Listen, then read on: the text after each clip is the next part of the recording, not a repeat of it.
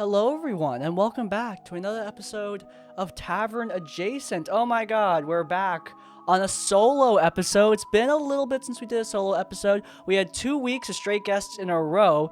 Gotta stop doing that because I kind of want to space them out a little bit more because solo episodes are fun. I think it's a good way for me to catch up with you guys, have a little chat, talk about some smaller D&D topics.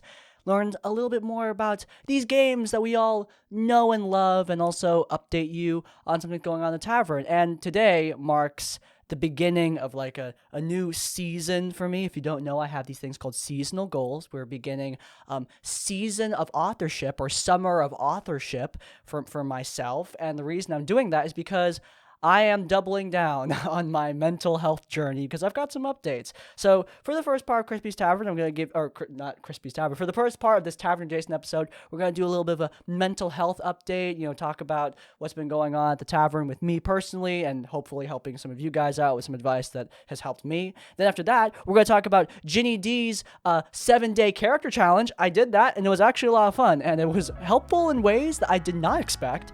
And then finally, we're going to end this off with a horror story of mine. I love doing these, and this one directly involves the channel. So, without further ado, guys, let's get started.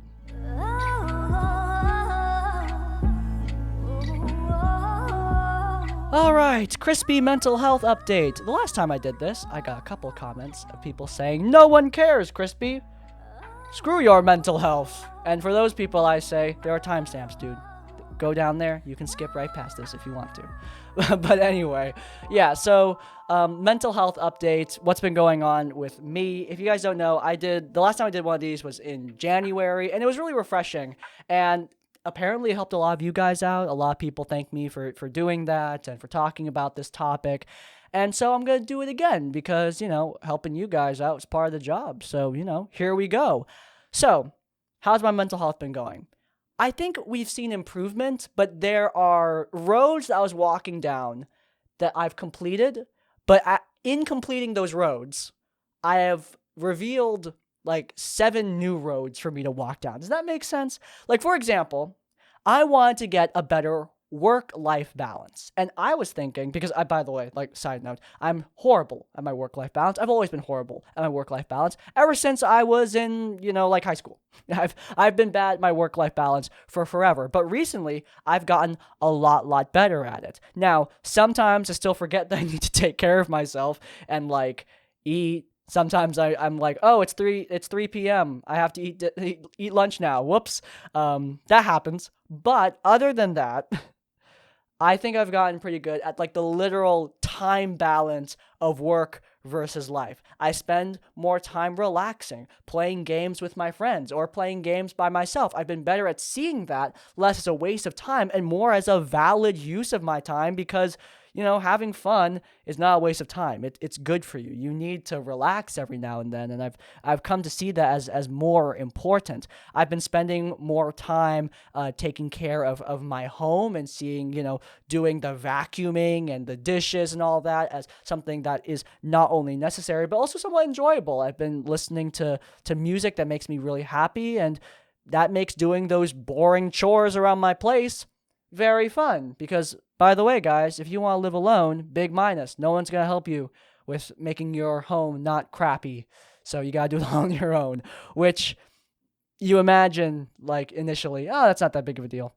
It gets to be that big of a deal sometimes, especially when things go wrong, which is a whole other kind of horror story. But in any case, I've gotten really good at the literal time management of work-life balance. I've gotten to stop working, more than upwards of 30 plus hours. I've gotten into the low 30s in terms of how many hours I work and gotten my relaxation time up. That's good. However, in doing that, at the end, I didn't feel like things had substantially changed when it came to my mentality. I still felt myself really focusing on work, and that's when my therapist revealed to me that work-life balance is more than the literal balance of time. You also need a balance of mentality, and that's when I realized that, oh my God, I never stop thinking about my job.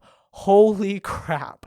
I am thinking about Crispy's Tavern and video performance and potential future content constantly. It never stops. And I know there's some creators out there who are like, yeah, that's great. Go get it. That's a great mentality. No, No, it's not. It makes my life so sterile. Everything is just focused around the next video, how existing videos are performing, how the channel is currently doing, the problems with current performance, dreading, the next week of content and the next content cycle, figuring out how I'm going to spice up RPG horror stories this week, figuring out what topics I'm going to do for Tavern Adjacent, stressing about, emails that haven't been answered and sponsorships that, fell through or whatever. I'm always thinking about work, and it never ever stops. Like during loading screens for video games, I'm going on my phone and checking my statistics. I'm going on my social media and checking, or going on my email and checking through emails. It is never ending. And it has resulted in me really not taking time off at all. Like, even though the literal balance of time, like, I wasn't sitting down and recording for 40 hours this week. Great, awesome. But in exchange, while I'm playing video games, I'm not playing video games. I'm not having fun. I'm sitting there stressing about my latest video and how it's not meeting my extremely unrealistically high expectations for myself. And that is not healthy. So that's the next road. The next road is taking more stuff and isolating it from work. One example that immediately jumped out in my mind when my therapist was explaining all this to me, by the way, she's wonderful. And she asked to be given credit because, side note, Tavern Adjacent, this whole podcast, that was kind of her idea. My therapist inspired this entire show. That's why I talk about mental health and mental health updates so much. The whole reason the show initially became a thing was through a therapist appointment. I came up with the idea for Tavern Adjacent. I'm not kidding. So, full credit to my therapist. Thanks, therapist. We love you. Say you love her in the comments, okay? But anyway, the point is, while I was talking to her, I realized something about myself that really plainly illustrated my unhealthy mindset, and that was when I started playing Apex Legends with my friend recently. His name is Sam. He's an artificer in one of my games, and he's excellent. He's awesome. We played the game, and every time we would get a win in Apex, I would be actually a little bit upset because I would say, "God damn it! I wish I was recording that," because I'm on the PC and I actually manually hit the record button. And it's not something that I'm actually mad about, but it's a comment that I would frequently say. And I'm thinking in my head, why in the therapy appointment when I realized this, I'm thinking at this point, why do I care? Like, why does it matter that I didn't record that? You have so much video game footage that you could use for your Q&A series. It's literally monthly. Why does it matter that you missed out on this footage? Like, why is that your immediate reaction? Like, your reaction to getting a win with your friend should be to celebrate, not lament the fact that you didn't record it. Like, that's such an unhealthy mindset, and it's so obvious to me looking back on it. But in the moment, it felt completely normal. And I have that mindset a lot. Like, for a while, I was thinking of how I can create content out of my homebrew stuff. And even though, I think that's kind of interesting, it's not content that lines up with my channel philosophy almost at all. Like, Crispy's Tavern is largely about mental health stuff and social dynamics within your game, not homebrewing deadly monsters.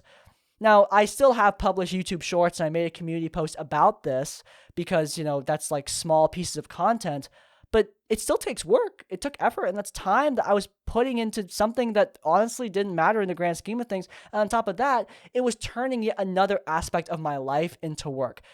D&D is a job for me, but my home game is not really a job. I'm not recording my home game. I should keep that in the home. And yeah, maybe there are aspects of it that me and my players would want to share, but that's a big reason why I stopped doing the campaign diaries, because it was turning my D&D campaign into content and making that D&D campaign stressful. And the views that came out of it weren't even worth it. So what was the point in the first place, right? I need to get better at letting stuff just be fun, just letting it be my life, and letting things that fall under work. Like, put up a little barrier between them. Sometimes things will bleed through, but I can't let so much stuff bleed through that the barrier is gone and work just consumes everything in my life. Because God knows life will never consume my job. Like, I'm never going to I just know myself. I am never going to let relaxation take over work and stop me from working. That's not going to happen. That's just not the way I operate. I am a I am obsessive when it comes to getting things done. I've always been like this. Even before I had my job, I was like this. Like, I remember even when I was just a delivery driver, I'd regularly be staying way after hours and regularly being late to eat, which is a running theme in my life. Regularly being late to eat because, I just wanted to get things done. It only was a couple of extra bucks. It didn't really make much of a difference, but again, I was kind of obsessive. And even further back then, even when I was just in middle school, in the end, who cares about 7th grade grades, right? Like, whether or not I got an A in Latin doesn't matter, but I put in so much backbone into that. And in hindsight, I really regret that. And now I'm just doing the same thing again. I'm doing the same thing again, but with my job. And here, I think it's a little bit more reasonable because this is my livelihood. This is how I pay for my life. But at the same time, I'm paying for my life. Why does that matter if you're not living it, right? Obviously, I need to work. I need to do my job. But I can't let doing my job consume living. So, in spirit of that, I came up with a few ideas, to separate work from life. For starters, I'm working on writing a D&D revision. I'm making my own D&D game, basically. I'm making my own version of 5th edition that I am not publishing. I know, it's kind of weird that I announced that. It's like if Kobold Press was like, guys, raise the black flag. Yeah. By the way, we're not actually gonna give this to you guys. This is just for us. That's essentially what I'm doing. I am creating my own rewrite for D&D just because the sandbox of my games is very different from the sandbox of normal 5e, and I want my players to be able to keep up with the insane power I'm giving to the baddies, so I am giving them a lot more. I'm revamping backgrounds, I'm revamping races/heritages. I don't know if I'm going to revamp classes. I think those are mostly fine, but I might make a few tweaks, making weapon mastery system of my own. Stuff like that. And I'm having a lot of fun with it, but it's just for fun. I'm just doing it for fun. While I was writing, I kept on thinking oh, how will this come across to my audience? And then I realized, wait a minute, this isn't going to my audience. This is just for me. I don't have to care. And I had a lot more fun doing it. That helped me to find a new avenue, a new creative outlet for myself that falls outside of work. Also, this is something I need to do, painting. I haven't painted something in months. And I can't believe I'm saying that out loud because I love painting. It's something that I absolutely love doing. And the fact that I haven't done it in months is really sad to me because I adore flow acrylic painting. It is so much fun. And even though sometimes it doesn't work out, I think that's the beauty of it. The realization of looking at painting and going, this time it really worked out. That looks excellent. That realization is just, it's so great. They also make for excellent birthday presents, by the way. So, yeah, I need to get back into painting. I also want to really double down playing video games with my friends. Recently I saw my friends were playing Overwatch. I don't even like Overwatch 2, but hell, I will play Overwatch with them just because they're my friends. I want to play games with them more. I want to start a Minecraft server for my D&D party. We've been playing Minecraft for forever. But, I want to play Minecraft with them more. I want to create our own world together. That would be great. All these things, they are not work-related at all. But these are all goals that I could obsessively pursue that fall outside my job, that fall in the realm of just enjoying myself, right? Right now, my main focus is on the D&D rewrite because I have a new campaign coming out, and I want to play this rewrite for that campaign. And my focus is there because I'm having a lot of fun with it. Right now, I'm working through all the backgrounds and giving backgrounds not tons, but minor unique features to differentiate them and create unique play styles and to further incentivize making a meaningful choice with your background. And that's really exciting to me. And I've been having so much fun with it. I added a faction system and everything. It was great. It is great. And now that whole thing is just for me. It's just for me and my friends. That enjoyment that I got out of that was the reward. The reward wasn't content. The reward was just the fun I had writing it. And I think that really means something. So anyway, if you want my advice, you really gotta live. Recently I was at some kind of family party, and I was just there for the food, by the way. I was there for the food because I needed to eat. And there was this kid that I ended up talking to a lot. She's in 7th grade, and she's really cool. I'm not gonna say her name, but her name is really sick. So anyway, that's why I ended up talking to her. I was like, "You have a sick name." And we had a whole 2 to 3 hour conversation. I don't know if it was that long, 2 hours. And she was asking about advice for surviving 7th grade or 8th grade at this point, because she's graduating soon. And I was just like, dude, take it seriously, get good grades. But as important as getting good grades are, I would say what's more important, hanging out with your friends, forming lasting bonds, forming relationships that matter to you and that you're going to enjoy. Because, if you just work your life away, you're going to regret it eventually. I have worked my life away all my life. School, worked my life away. Uni, worked my life away. Every job I've ever had, obsessively focused on, worked my life away. And now I have a job where I have so much freedom and I'm not taking advantage of it in any way. If anything, I'm letting it control me more. And I'm not going to let that happen anymore. This is me telling me we're not going to let that happen anymore. We're going to enjoy life and also enjoy our job. Do both. You can do both. But yeah, there you go. That's my crispy mental health update. I hope that the advice that people gave me and that, that I have put into practice, I hope that advice helps you if you're struggling with similar issues. Not every mental health problem is related to Dungeons & Dragons, surprisingly. So, I think that's going to be it. I already said that. I'm kind of rambling now, but I think it's time to talk about something more cheery. I think my mental health is improving, but I helped improve it just by that little bit. I did this fun little character challenge that comes courtesy of Ginny D. Let's talk about that.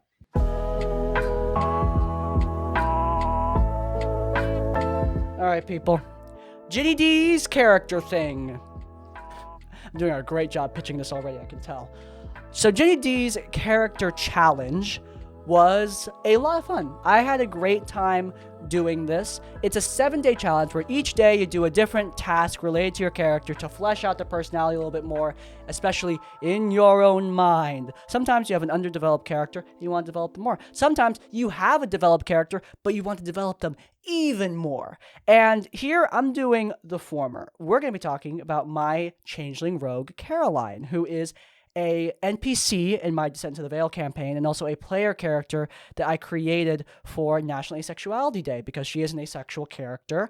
And for that special day, I decided, hey, let's make her into a player character. Maybe one day I'll get to play her, or maybe she won't be a player character. Maybe she'll be a central NPC for another campaign. That's what ended up happening. She is a central NPC in another campaign I'm running called Into the Demon Light. Fun fact. But in the spirit of this new campaign where Caroline matters a lot more, in the spirit of Descent to the Veil, which is coming to an end, and Caroline is going to be experiencing the end of that story as well, I decided, hey, recently she hasn't been getting a lot of attention because, the location where she was relevant has long been left behind. She's at this point like a side character that is mostly for flavor, which I don't mind. There's a lot of NPCs in this campaign, and she's not always going to have the spotlight. That's okay, especially since she's an NPC, not a player character. But I wanted to flesh her out a lot more, and this challenge actually really helped me to do that. I was kind of surprised. I decided to try this mostly for the podcast, and there was a couple challenges, and we'll talk about this, that I was like, I don't know if this is really going to do anything. But a lot of the challenges actually helped in ways that I found very surprising, and you might find them surprising too. So anyway, with that being said, day 1, write a diary entry in the style of your character. This helped me get into my character's voice. In case you guys don't know, and I'm sure you do, everyone has their own speaking voice, and mine is very strange. And that style doesn't really match with Caroline. Usually it's fine because saying fancy words makes sense in the fantasy realm, but Caroline, in case you guys, well, not in case you guys don't know, you guys just straight up don't know, in my homebrew world, changelings are a thing, but they are not born. They are created using a combination of various different types of magic. They are also extremely rare, and because they are created in that sense, they aren't really given any sort of normal childhood. They don't really have parents. They not that they don't really have parents. They straight up don't have parents. And so they are usually made for some kind of purpose. They're made by assassin guilds to hunt down targets, or they're made by malevolent witches who want to use them as a sacrifice, which, spoiler alert, that's Caroline's backstory. And so she doesn't really have any sort of formal education, so she talks very succinctly. And that helped, that was something that I really brought out in this little diary entry. Dear notebook, I'm not calling you a diary, you're a notebook. for research purposes exclusively. I don't have diaries. Anyway, I finally got to Kyrkonos. Captain Strider gave me a lot of false expectations when it comes to ship speed. This took a lot longer than I thought, but I'm here. Some deckhand was being a dick, so I took all of his coin before I left the ship. That should pay for the inn, at least until I have to steal something else. If I'm going to get answers into what made me, or who made me, I'll get them here. At least I hope. So, there are a lot of parts of her backstory and such that made it into that. For starters, her history on a pirate ship. In her backstory, she was going to be sacrificed by a witch for ritual purposes because she's got a lot of like fae and fiend and arcane magic in her veins that let her change her form like that. You know, that's how changelings are created, all this intersecting of magic. And so she was the perfect sacrifice for this witch's ritual, which was very traumatic for her. But luckily she was saved by the player characters, the pirate crew. Captain Strider is one of the player characters in the campaign. I thought it would be interesting if those characters were like, you know, a part of her background. Not necessarily like a central figure, but people who were relevant to her history and her past. I thought that was cool. You know, Captain Strider giving her an unrealistic expectation for how fast ships should be going makes sense because he's a pirate. He's used to blazing across the high seas, whereas just a transport vessel would not be that thrilling. You know, I thought it would be interesting to also like bring out her objective in this moment, because I was thinking like, okay, if I were to create her as a player character, what would her objective be? What would she be doing? And I think it would be interesting if the witch who was trying to sacrifice her is not the person who created her. You know, if that was somebody else. And where better to look than Kyrkonos? If you're unaware, in my homebrew world, Kyrkonos is the center of magical research, and especially heretical or dark magical research. And so, where better for Caroline to go to search for her past and to search for her origin than Kyrkonos? But in any case, this was like the beginning of me really fleshing out what's Caroline's objective. How does she speak? So much stuff, all in like a paragraph diary entry. All of this information was not pre-established. I didn't know anything about any of this about Caroline. Her objective, her way of speech, like none of that was really set in stone until I did this little paragraph. And that's what kind of convinced me, like, okay, I should keep on doing this because it's helping me in ways that I didn't expect. Now, day 2, I'm going to admit, a little bit less invested in. Day 2 was create a mood board for your character. Not gonna lie, guys, mood boards I don't really do. I usually do mood singular images. That's usually enough for me. Mood image and mood song, that's enough for me. If I get like an ambient track and a theme song and an image, I've got it. Like the location's down in my head. Like one of my most fleshed out locations is Kyrkonos, and all I have is some music, some ambiance, a little bit of backstory, and one picture. No mood board. However, couldn't hurt. So you have to create a mood board for your characters, like an important place to your character. So I did Novosante. It's not called Novosante, it's called Anglefall. Dang it. There are 3 cities on the continent, or 3 major cities on the continent where Caroline is from, and I get them mixed up a lot because they have silly names, and I came up with them, so that's on me. But anyway, I got the name of my own homebrew wrong. Shows how organized I am. Maybe I should be making mood boards. But anyway, Anglefall is the city of her origin. There's a little picture as well as a picture of a woman. That is Ileana, who is a friend of Caroline's who she became close with at Anglefall during the campaign. And I think that if any characters would be relevant to her continued story, it would be Ileana, because Ileana also has a very tragic history that begins with her childhood. I'm not going to get into her whole backstory, but yeah, they became very close friends, and I think it would be interesting to explore that relationship, so I decided to include a picture of her. There's also a picture of the witch who took Caroline. That's at least her true form. Normally, she just looks like a normal elven woman, but, you know, sometimes she looks like a horrible banshee. I also have a picture of the mansion where Caroline grew up with the witch, and finally, a picture of the portal that the witch was trying to open with Caroline's blood. Luckily, the party stopped that nonsense. And in the battle, that was actually pretty damn good. It was like the first time I really went into the action-oriented direction for combat design, and it went well, if I do say so myself. But anyway, yeah, that's the mood board. I don't know if this is really helpful for me personally. I'm horrible with names, not really images. Like Anglefall has a really gothic aesthetic that's pretty clear in my mind, so fleshing it out wasn't really necessary for me. But for a more high fantasy realm, maybe this would be necessary. I do find images to be very helpful, but making a whole board of them, not usually necessary. Like I've said a couple times at this point, one image will usually do it for me. In fact, fun fact, I have a whole Google slideshow of just tons of postcards I've made for locations in my world. That's all I need. But yeah, there you go. There's my mood board. Day 3. This one was fun. Find 3 characters that are similar to your character, or the 3 characters that inspire your character. Now, immediately what came to mind? Lucy Carlisle and Wylan. Lucy Carlisle from Lockwood & Co.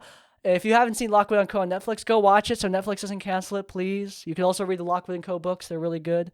They are probably one of the better young adults I've read recently. I love YA. Yeah, not great, especially recently.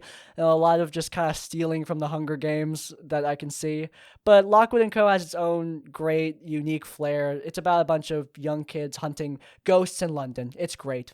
Lucy Carlisle is this gifted young ghost hunter with magical psionic powers who has a very tragic backstory. At a young age, something really bad happened to her and her team while out ghost hunting, and it's given her a lot of issues when trying to bond with her new friends.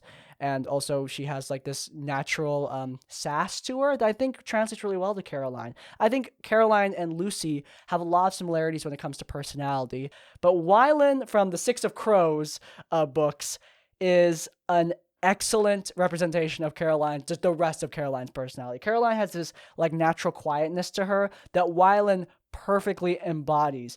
And I just think, like when I was watching the Shadow and Bone show, which was the most recent way I interacted with that property, and saw Wylan there and saw him talking, I was like, that's how Caroline talks. That is exactly how she talks. Like this very like direct line of speech.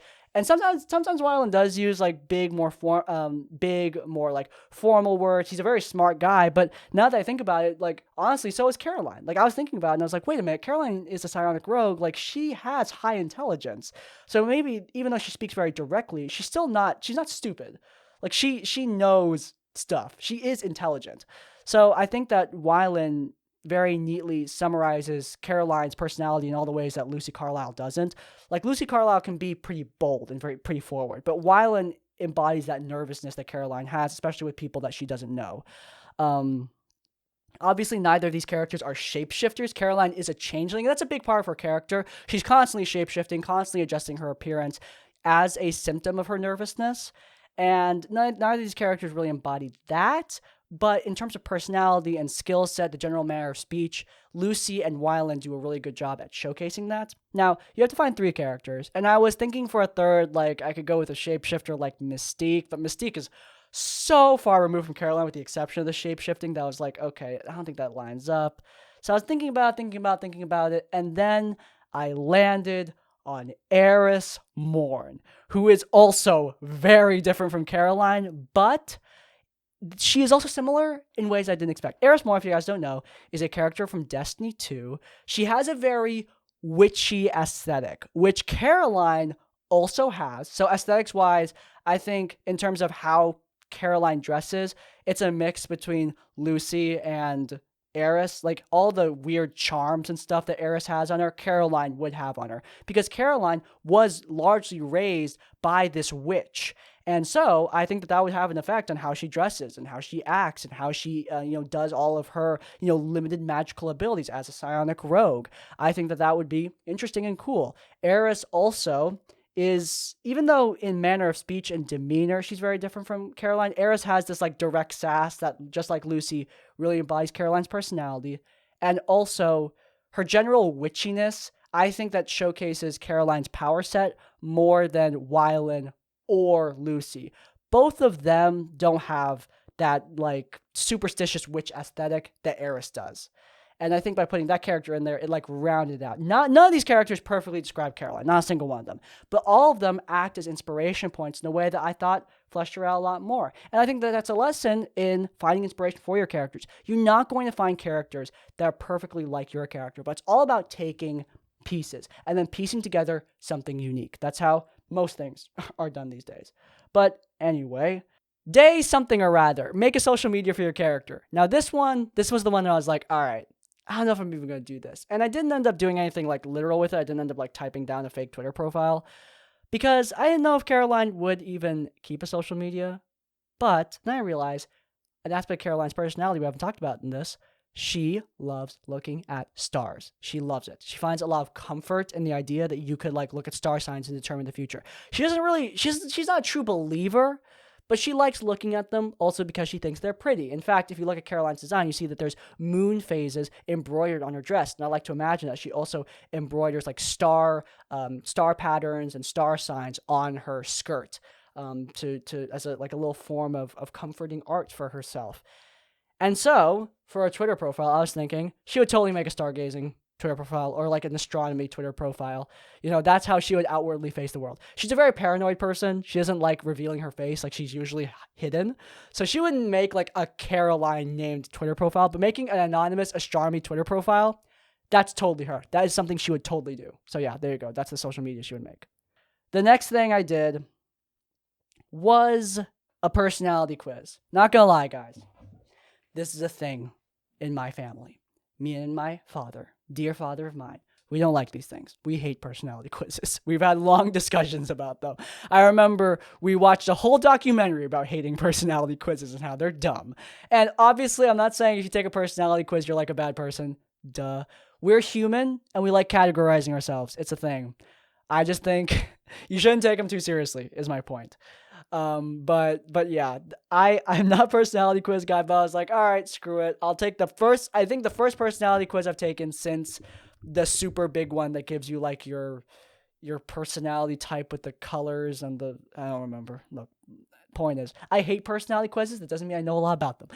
Anyway, I took a short personality quiz. I think it's the same one that Ginny D did in her video.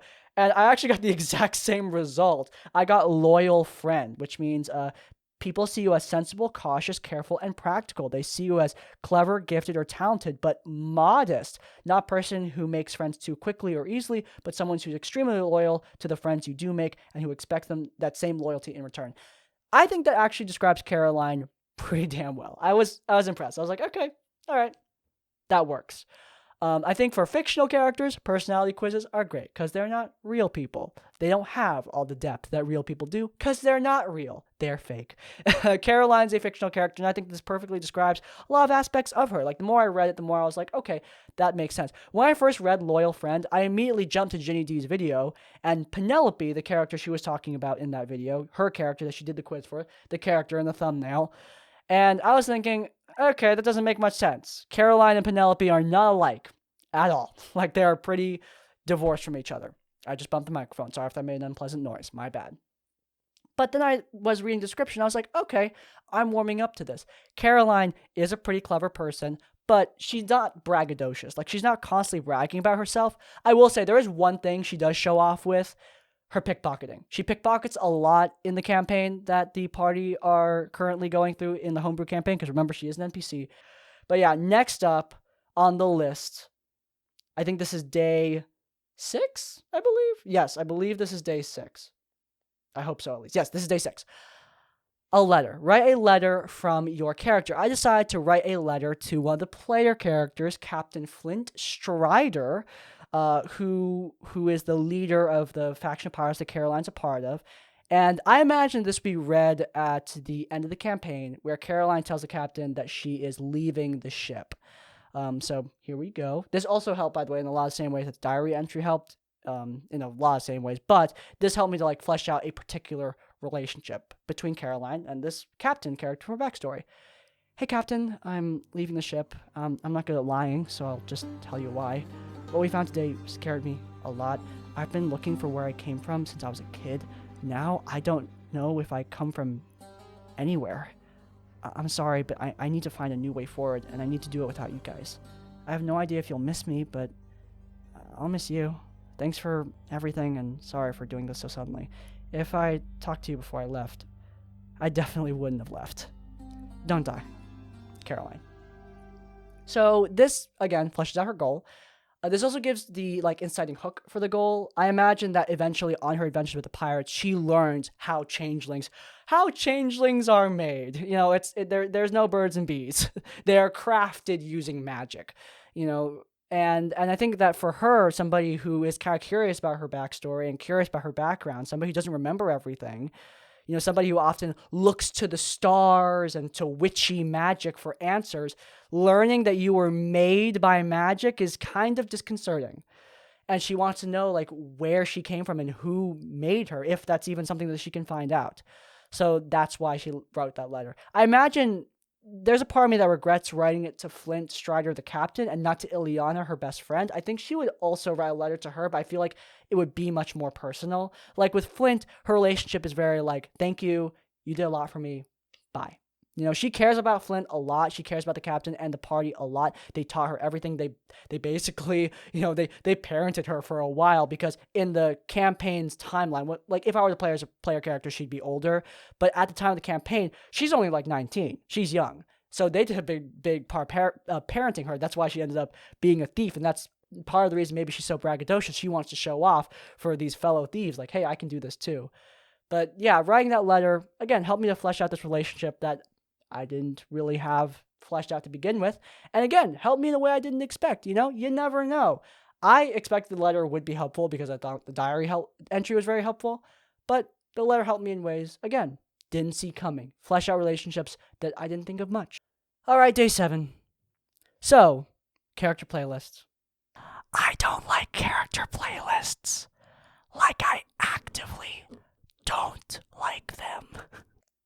Yeah, I know, okay? If you like character playlists, I have nothing against you. In fact, I'm happy for you. I'm jealous, even, because a lot of people pull a lot of meaning and a lot of fun from character playlists, and I don't. I do not understand how you can listen to Imagine Dragons, for example, and go, yeah, this gets me in character. Because, for example, a song that I would associate with Caroline is Stevie Wonder's Superstition. It's a great song. I love it. I think it fits her pretty well. But if I were to listen to Superstition, I would not think of Caroline. I would think of all the times in San Francisco where my father was slowly pulling out of the driveway into traffic, and Stevie Wonder is the only thing keeping me sane. That's what I'm thinking of.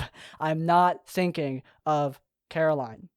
So, what do I do instead? Pop music doesn't really get me into D&D, but OSTs do. Original soundtracks for movies, video games, television shows, those get me into D&D so easily. In fact, there are times where I'll be listening to a song from like Hades or Destiny, and I'm just sucked into brainstorming D&D ideas for like half an hour to an hour. It's crazy. Like sometimes I'll be working, and then I'll just plug in earbuds, and then I'll like listen to a boss theme, and I'm thinking, oh my god, I have the perfect idea for an encounter. And I spend like 30 minutes fleshing out that encounter in my head. It's ridiculous. It works so well. I don't know why it works, because you'd think like if you were listening to a song from God of War, you wouldn't think of D&D, you'd think of God of War. But that's how it happens to me. So yeah, that's interesting. So for Caroline, I'm not going to make a playlist. I'm going to choose a theme song instead. And I think the perfect theme song for her is the Six of Crows theme from Shadow and Bone, the bank heist music. This song is perfect. It's a little whimsical, it's a little bit serious, it's got this noir feel that I really like, it's fun and fast, it's also a little bit elegant, it's got all the aspects of her personality that I just love. And even though, like, again, it's weird. Like, you would think, oh, Crispy, why aren't you thinking of Shadow and Bone and Six of Crows when you listen to that music? I don't know why. I don't know. There are very specific themes where I'll go, okay, now I'm thinking of Destiny, or now I'm thinking of Halo, or now I'm thinking of Lord of the Rings. But I don't know. There are some themes that, like, they're iconic and I love them and I associate with them with certain properties, but I also associate them with my own stuff. So yeah, that's the thing. I would choose the Six of Crows theme for Caroline. That's like my version of a character playlist. If I were to listen to that song, I could think of her, and it would get me in the mood for writing about her. This was helpful. This was fun. At the end here, I don't think you need to do something like this, but it's surprisingly with honestly, very little work. It gets you like a lot more into your character. I'm glad Ginny D did this. I had a lot of fun with it. I hope you guys consider doing it as well, even just minor version of this. Seriously, writing a letter as your character, shockingly helpful. Didn't think it would mean much, but it is shockingly helpful. Those two things are by far the best parts of this challenge. I think every part of this challenge is valuable in some way, but those parts are extremely valuable. I recommend if you are trying to create a character, write in their voice, write about their backstory, and it'll help you to flesh out nuances in both their speech and in their story. Very helpful. So yeah, that's the end of the challenge. That's the good parts of TTRPGs and Dungeons & Dragons. Let's talk about a horror story of my own.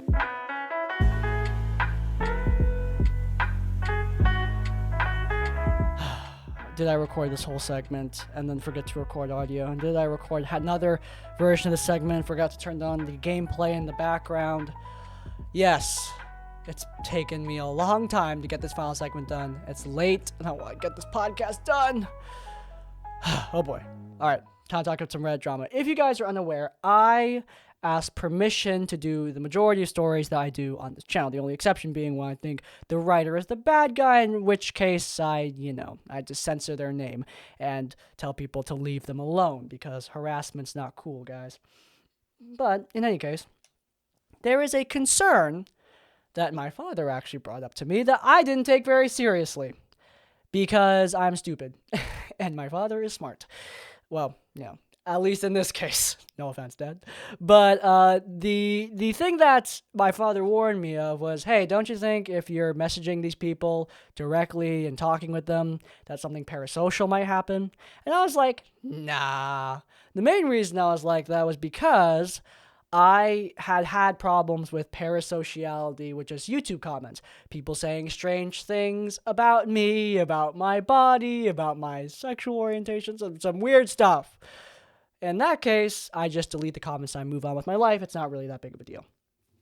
However, what happened when I was messaging some Redditors to ask permission to do their stories, I could not have foreseen. Now, this happened directly after I got unbanned from Reddit, because what happened was, I guess Reddit is really not yet used to people using their direct messenger, because no one uses that thing to my knowledge. I think I might be one of the only people.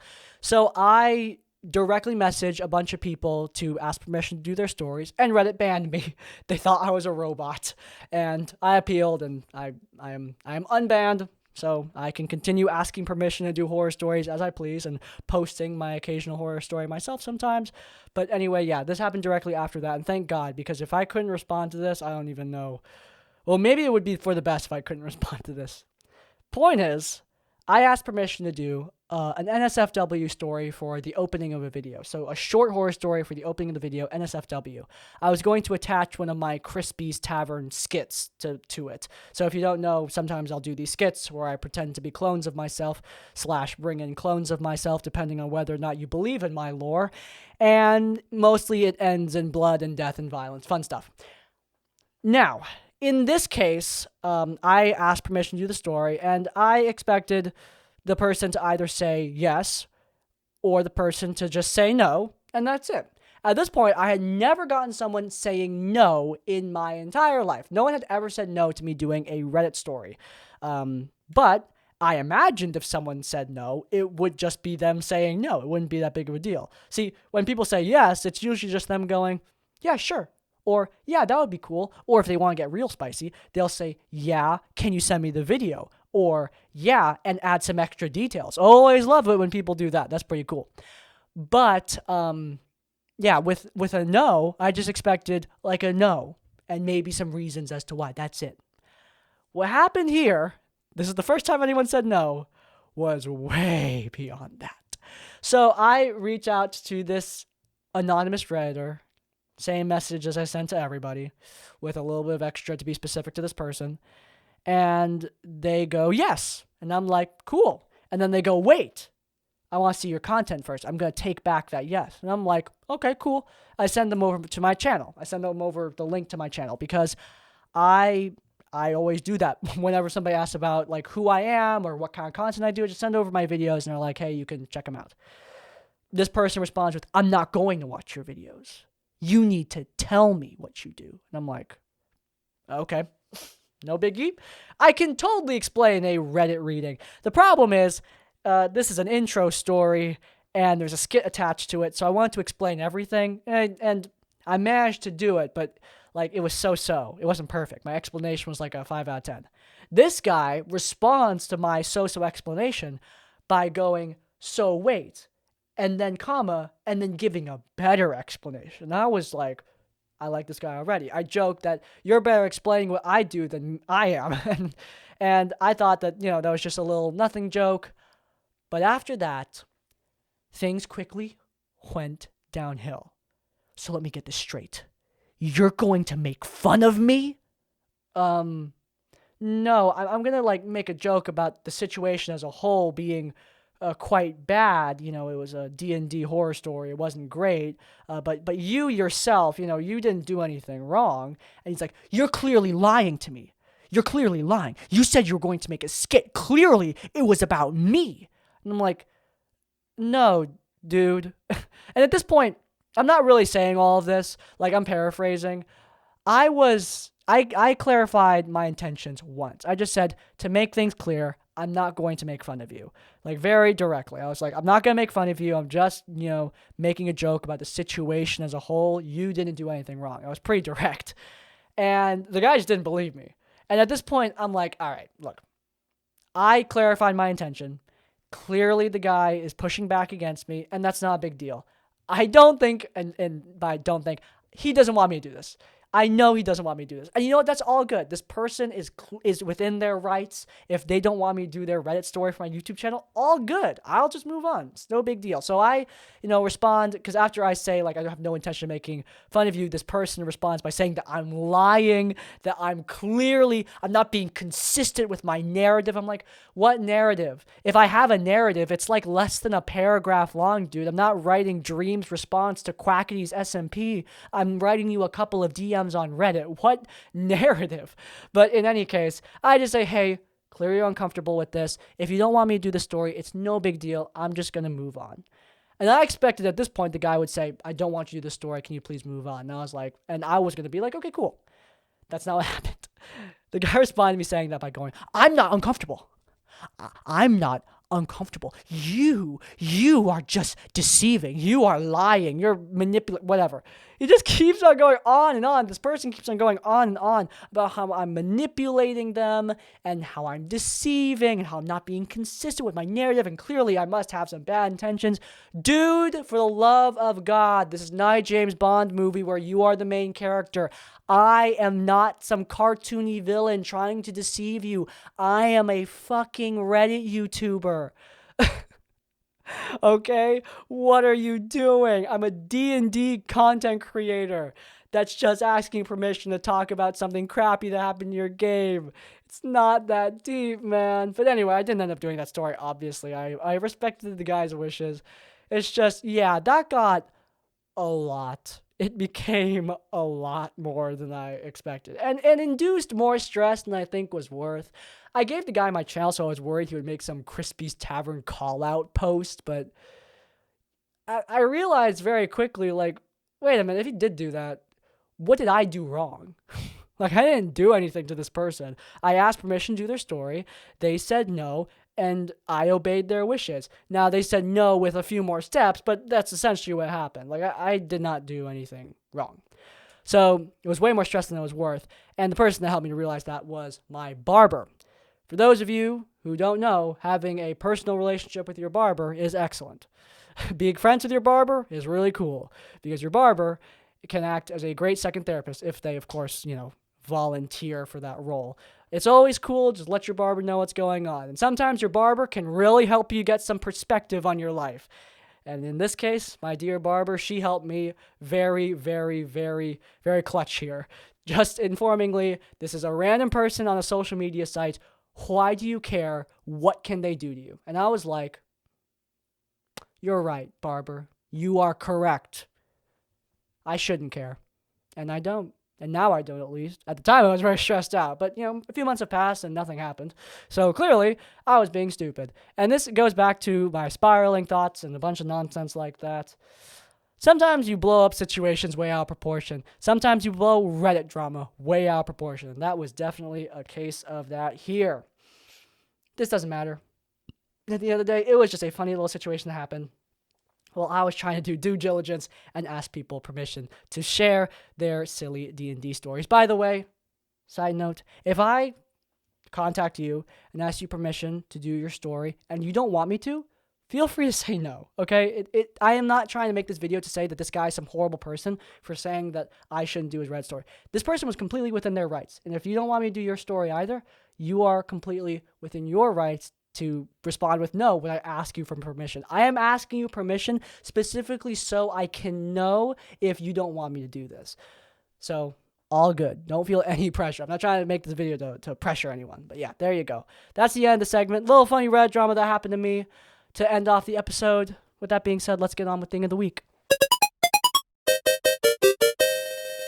This week's Thing of the Week is the legendary Noel Miller and his live show, Everything is Fucked. I recently saw Noel Miller's live show, and oh my god, it was glorious. This guy knows how to work a crowd. Now, if you don't know, Noel Miller is one half of TMG, the TMG podcast, the part of TMG Studios, one of my favorite YouTube channels on the platform, partner to Cody Co., not romantically, though some people like to fanfiction that for some reason.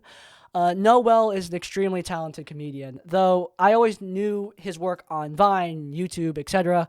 I'd never seen a stand-up of his before because he goes, I was waiting not to post it online, though I did hear through the grapevine that he recorded a special in Los Angeles. So, hey, maybe you'll be able to see the show for yourself. But yeah, seeing the show live was an awesome experience. It was so good. I've not been to a live anything in years, which is crazy because I actually have some family that work, on the stage with like legit celebrities.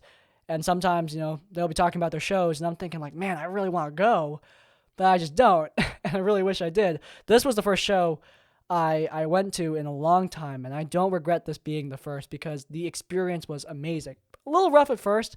Like, you got a bunch of millennials and Gen Zers like cramming into this, into this auditorium, not auditorium, into it's a theater. It's not like a crappy auditorium. It's a nice theater. It's one of the nicest theaters in the city. Big too, really big. Sold out completely though. Sold out completely. This place could not withstand the Noel Miller crowd. Completely sold out 100%, which is awesome. He hasn't been in my area for years, so to see a sold out theater was pretty damn cool. But yeah, watching him live was different than anything I could have expected and better than anything I could have expected. The show was dark as hell, which I enjoyed. It was dark in a way that was tasteful. The jokes were funny. Noel Miller is really good at pulling jokes that I don't see coming. Like, humor that I can anticipate is not humor I will laugh at. I know people make fun of lol random a lot, but honestly, if something surprises me, that's what makes me laugh. And Noel Miller makes me laugh. This guy moves through topics really, really quickly and always is keeping you on your toes. And damn, he's good at working the crowd. Like, the guy is, this sounds silly, but the guy is just so effortlessly cool. There are moments where he's on stage and he pulls something. I'm just thinking, like, I don't think Mulaney or any Netflix comedian could pull off what this guy just did. He owns the crowd, and he knows when he owns the crowd. And that's pretty damn awesome. I think the show was definitely worth seeing. I mean, I paid like 40-something bucks for it. Easily worth it. That's not even like a competition. I was pretty close, too. Like 40-something bucks, worth it 100%. Unfortunately, you cannot see the show live if you're in the States any longer. Though if you're overseas, there is a chance. I think he's still touring overseas for a little bit. But, like I said, Los Angeles, I think he recorded a special. I heard that on the TMG podcast. So if you don't get to catch the show live, I completely recommend you watch the show on the VOD, watch the special online, because damn, this was hilarious. It was so good. I do not regret going to this show at all. He landed almost every joke, and it was an hour and a half of content that I didn't even feel. That time zoomed by quick as hell. So yeah, that's my thing of the week. Noel Miller, Everything is Fucked. Totally recommend it. Some people have never heard me curse and are freaking out and not realizing that I curse a lot in real life. But in any case, if you guys enjoyed, this episode of Tavern Adjacent, then please do leave a like. If you want to see more of my content, then you can check out our RPG horror story series where we cover the best and the worst of Dungeons and Dragons. And while you're there in the cards, subscribe to Crispy's Tavern to get more of our content as it comes out. And finally, if you want to leave your own stories or thoughts, go down into the comments down below. If you can't think of a comment, leave the comment 7-day challenge. And hell, what character you would do the challenge for. Maybe even describe them a little. Let me know what your characters are in your own tabletop role-playing games. So yeah, that's like, comment, subscribe. I'll see you all next time. Farewell.